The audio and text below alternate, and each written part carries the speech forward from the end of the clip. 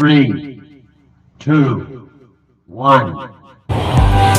Assalamualaikum warahmatullahi wabarakatuh. Halo guys, kembali lagi bersama saya Maria dan rekan saya Vanessa Rizky. Nah di sini kami akan menjelaskan mengenai hubungan emosi dengan psikologi pendidikan dalam tahap pembelajaran. Nah, tentunya kita sering mengalami namanya emosi. Emosi tidak hanya bersifat negatif, tetapi ada juga yang bersifat positif. Untuk penjelasan lebih lanjut mengenai emosi, tonton terus dan simak video kami. Baik, saya akan menjelaskan tentang apa itu pengertian emosi. Nah, emosi ini secara bahasa berasal dari bahasa Prancis, yaitu emotion, yang berarti perasaan intens, mengakibatkan perubahan perilaku dan sebagainya. Nah, emosi yaitu merupakan ungkapan perasaan setelah adanya interaksi yang memunculkan aksi yang melibatkan pada dirinya dan orang lain. Setiap orang pernah mengalami emosi dalam berbagai masalah, termasuk juga pada tahap pendidikan, dimulai dari taman kanak-kanak sampai jenjang perkuliahan di dunia pendidikan.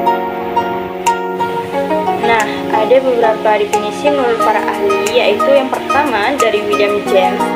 Ia mendefinisikan emosi ini sebagai budi rohani yang menampakkan dirinya dengan suatu perubahan yang terjadi pada tubuh. Nah, yang kedua ada Goldman. Ia mendefinisikan emosi sebagai suatu keadaan tubuh biologis, psikologis, dan serangkaian kecenderungan untuk bertindak. Dan yang ketiga dari Klingina, ia mencatat ada 22 definisi yang berbeda tentang emosi.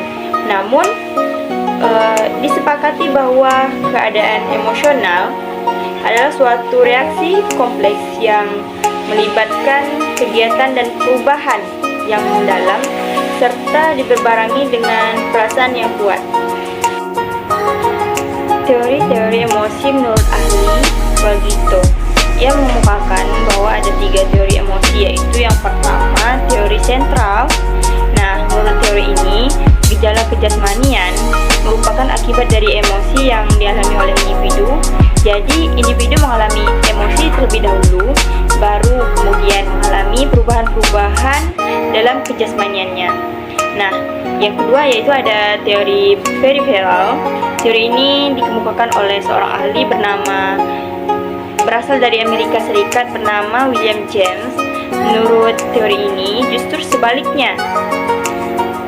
Gejala-gejala kejasmanian bukanlah merupakan akibat dari emosi yang dialami oleh individu, tetapi malahan emosi yang dialami oleh individu merupakan akibat dari gejala-gejala kejasmanian.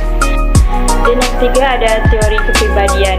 Menurut teori ini, emosi merupakan suatu aktivitas pribadi di mana pribadi itu tidak dapat dipisah-pisahkan dalam jasmani dan psikis sebagai dua substansi yang terpisah. Nah, karena itu, maka emosi meliputi pula perubahan-perubahan kejasmanian. Adapun fungsi dari emosi itu pertama ada survival, yaitu sebagai sarana untuk mempertahankan hidup. Emosi memberikan kekuatan pada manusia untuk membedakan dan mengarahkan diri terhadap adanya gangguan atau tindakan. Yang kedua ada energizer, yaitu sebagai pembangkit energi. Emosi dapat memberikan kita semangat dalam bekerja, bahkan juga semangat untuk hidup. Nah, yang ketiga ada messenger, yaitu sebagai pembawa pesan.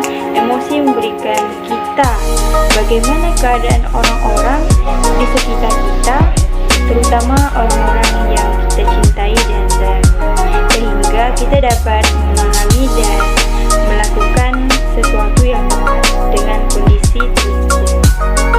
Jenis dan pengelompokan emosi secara garis garis besar emosi manusia dibedakan dalam dua bagian, yaitu yang pertama emosi positif, emosi yang menyenangkan, yaitu emosi yang menimbulkan perasaan positif pada orang yang mengalaminya. Diantaranya adalah cinta, sayang, senang, gembira, kagum, dan sebagainya.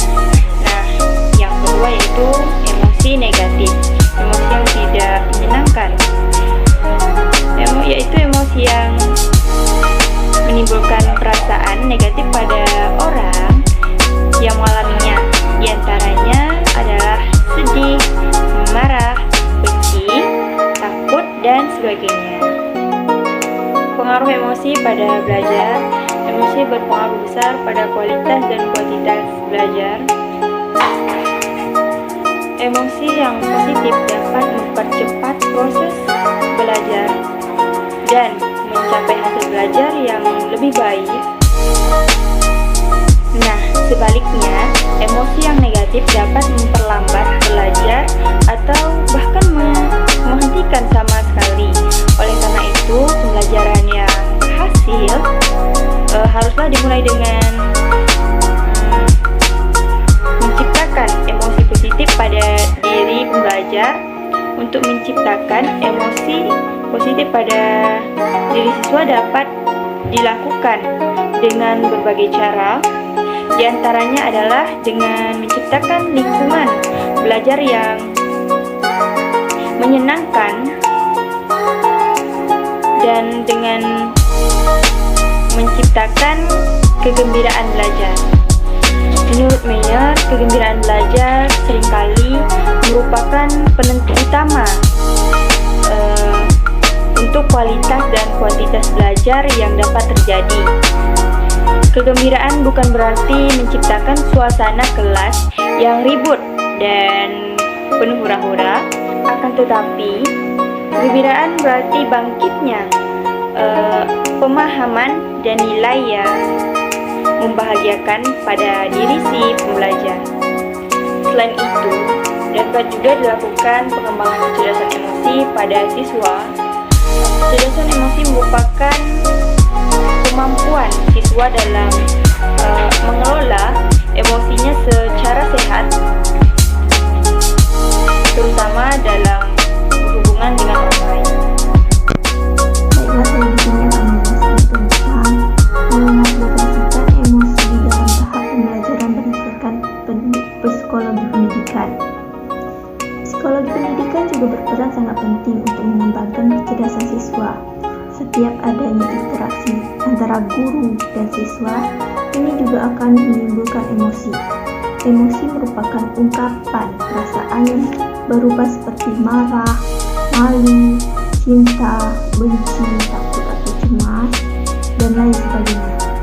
Hubungan emosi pada tahap pembelajaran mendorong siswa untuk berpikir dan menggunakan akalnya. Kondisi seperti ini mengakibatkan siswa berada di bawah tekanan sosial, sehingga untuk mencapai hasil yang maksimal, mereka dituntut agar mampu mengolah emosi agar bisa berpikir secara kritis.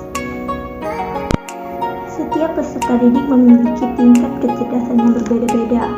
Nah, di sini guru juga berperan sangat penting dalam menyikapi berbagai karakteristik siswanya. Baik, yang selanjutnya, implikasi yang terjadi ketika emosi. Sering dijumpai di dalam kelas, peserta didik tidak yakin dengan kemampuan dirinya sendiri.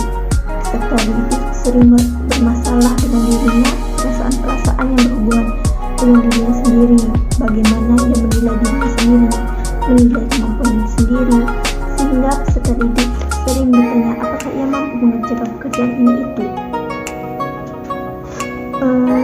Sewaktu di kelas, ia sering mengalami suasana hati yang tidak stabil, sehingga suasana hati tidak menentu.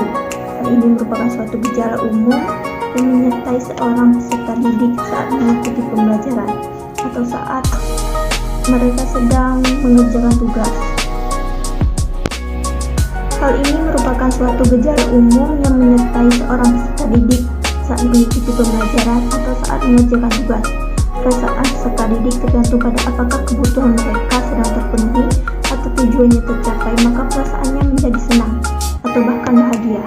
Akan tetapi, ketika kebutuhan atau tujuan belum terpenuhi, maka mereka akan merasa tidak senang, tidak nyaman, bahkan tidak bisa mengikuti pembelajaran. Nah, untuk menjadi seorang guru yang baik, seseorang harus mempunyai rasa peduli, empati, dan penuh belas kasih dalam pembelajaran. Seorang guru juga harus bertanggung jawab dan berorientasi pada tugasnya dan bersifat detail, misalnya membuat catatan pembelajaran yang tepat. Nah, bagaimana? Apakah kalian sudah mengerti penjelasan kami mengenai emosi? Buat teman-teman yang sudah menonton, kami ucapkan terima kasih banyak telah meluangkan waktunya untuk menyaksikan sekilas video yang telah kami jelaskan. Baik, bagi yang belum subscribe, kami persilakan untuk di-subscribe terlebih dahulu dan nyalakan lonceng notifikasinya untuk mendapatkan video-video yang menarik. See you next video guys. Wassalamualaikum warahmatullahi wabarakatuh.